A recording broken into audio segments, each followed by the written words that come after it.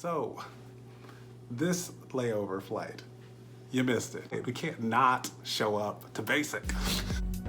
What's up, and welcome back to the channel. In today's video, we're gonna talk about what happens after you take the oath of enlistment and you're ready to ship off to basic training. If you like military content, definitely hit the subscribe button. And when you do, click on the notification bell and select all so that you're one of the first people to know when I upload a new video. But let's get into the basics. To all of my future Air Force generals and chiefs, welcome back. My name is Michael Inman, and I'm an airman in the United States Air Force.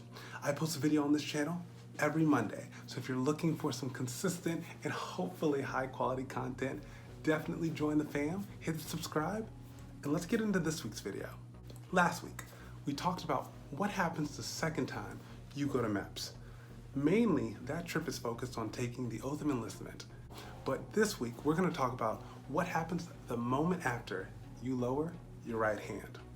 All of the other recruitees and I went to the storage area where we had left our bags, and we grabbed all of our luggage, AKA bags. After we grabbed our bags, we waited for about maybe 15 to 30 minutes for the next bus to go, or not really the next bus, for the official bus that comes at the end of each day at Meps to take the recruits from that day to the airport. So after waiting about 30 minutes, of course, most of us turned our phones back on. We were sending those texts to our family like, hey, I did it. I'm a soldier now. Maybe I wasn't a soldier quite yet, but I had signed a contract for the next few years of my life. So I'm gonna say I was a soldier, just I wasn't trained. So anywho, after the 30 minutes passed, we were herded onto the bus, all like, maybe like 14, let's go with that. There were about 14 of us. We were herded onto the bus, and since I was going to Meps in Brooklyn, New York, we were then taken to the Newark International Airport. Now, the basic things followed. Once we got to the airport, we dropped off our bags, and then after getting past check-in and the security part of an airport, because I don't remember words right now, we then were able to spend some time in the USO at the Newark Airport, which was really nice. You will find out in the future, once you do join any of the branches, hopefully the Air Force, that the USO is a great place, especially when you're traveling, whether it be domestically or internationally. It's a great place to just waste time, hang out, relax in between your travels, and to just kind of have a place to be instead of just sitting in the random chairs and like benches of an airport. So the first flight was from Newark, New Jersey to Atlanta. And so after our plane successfully landed in Atlanta, we then ran into a couple other recruits from like other parts of the country because I guess we were all going to basic at the same time. So we're all gonna be in basic training at the same time. But since we're coming from different places, our number grew each airport we traveled through. So once our group of 14 made it to Atlanta, when we made it to the next gate where we were supposed to wait for our flight to Dallas, we eventually started seeing other people in the like expected age group where we could just tell they're probably going to basic, they're going to basic. I wonder who's gonna be in my flight. Who knows? Now, of course, actually it's not of course, if you didn't know, your flight in basic training will have nothing to do with where you came from. So some of these people that you run into in the airport may be in your flight, but it's not gonna be like these 14 people that I left Brooklyn with. We are one flight. Wrong. So we did safely make it to Atlanta, and then we of course met up with the other recruitees kind of by happenstance, and then we waited for the plane to Dallas. Now, this is the beginning of when things started getting a little wonky, everyone.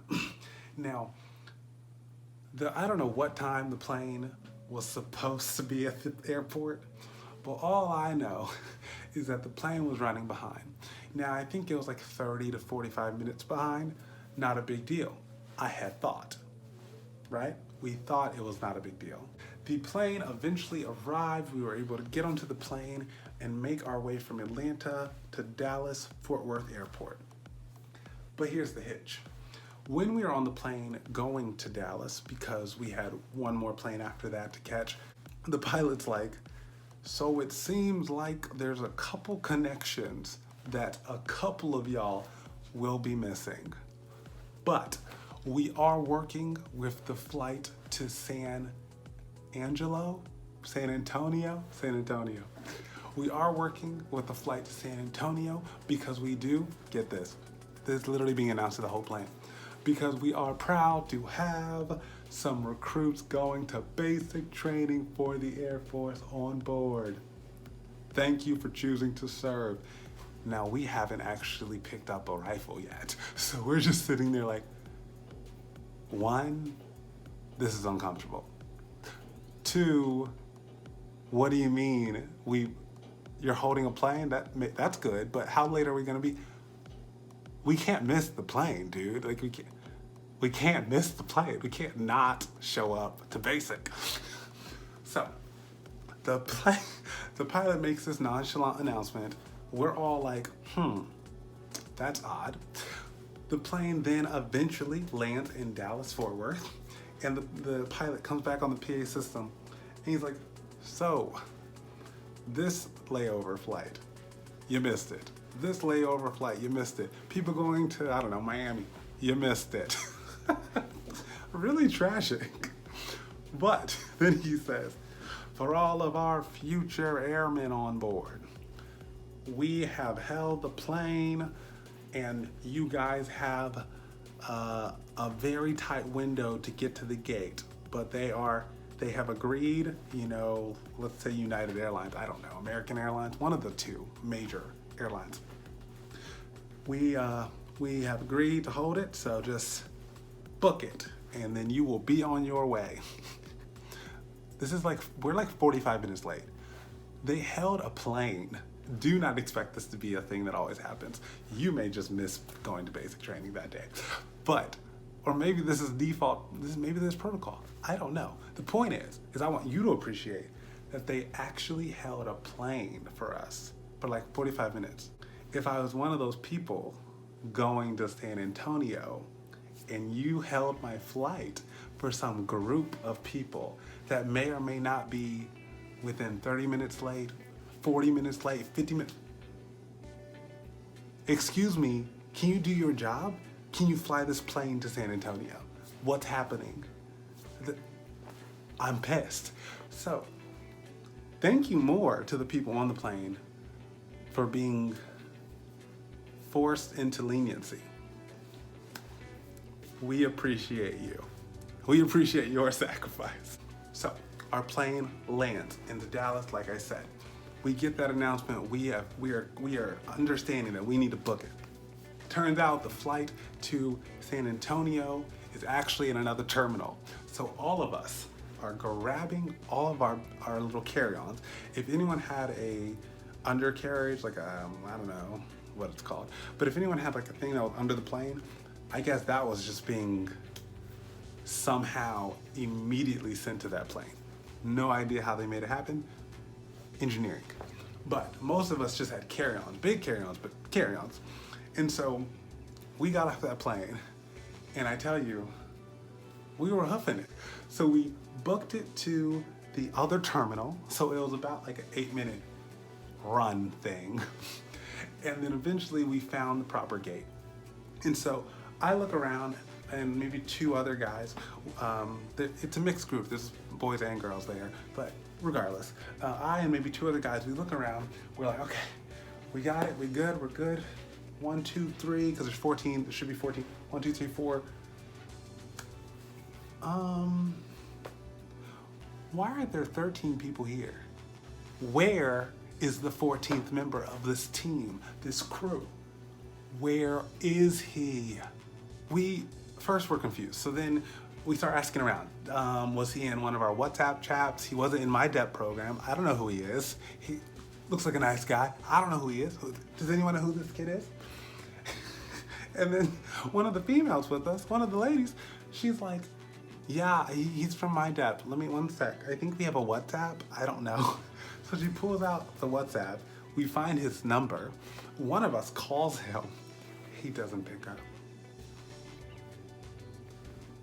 And we're like, as we were running, did like we get ahead of him and then he like made a left instead of a right?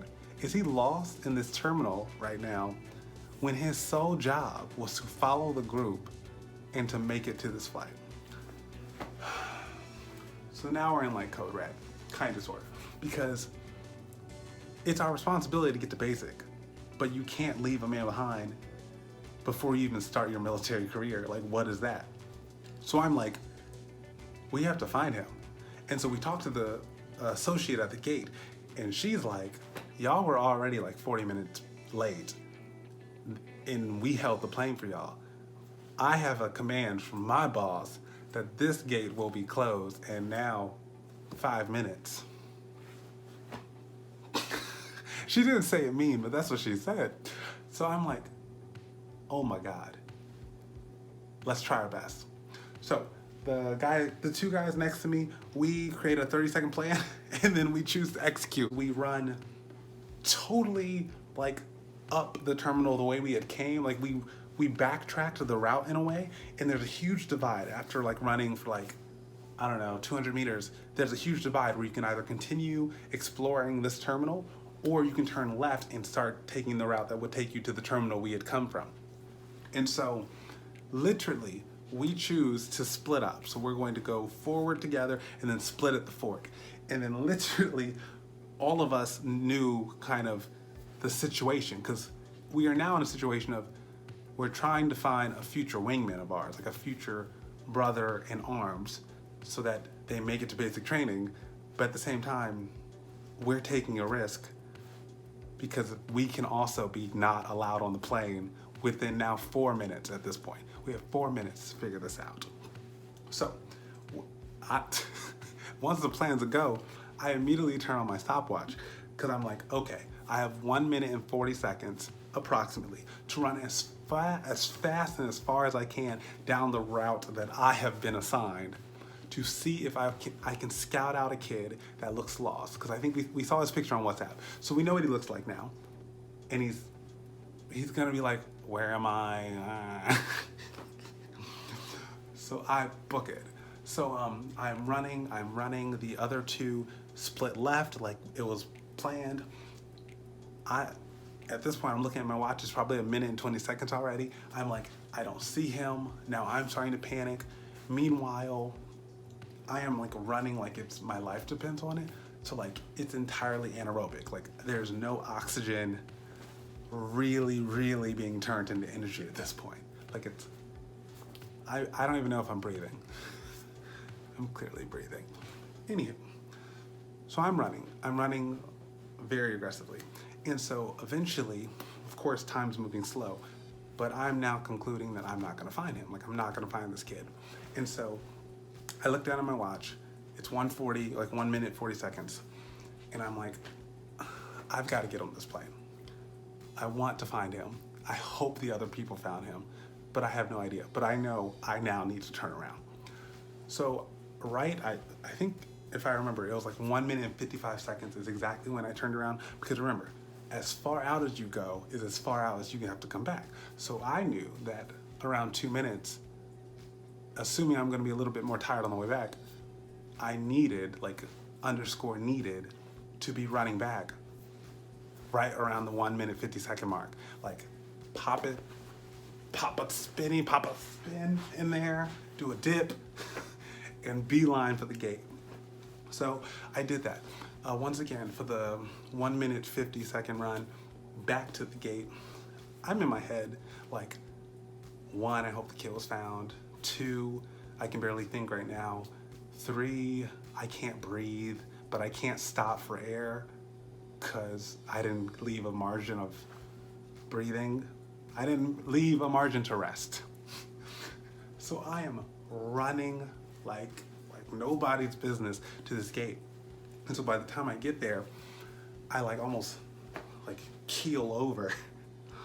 And the associate's like, oh wait, no, fun fact.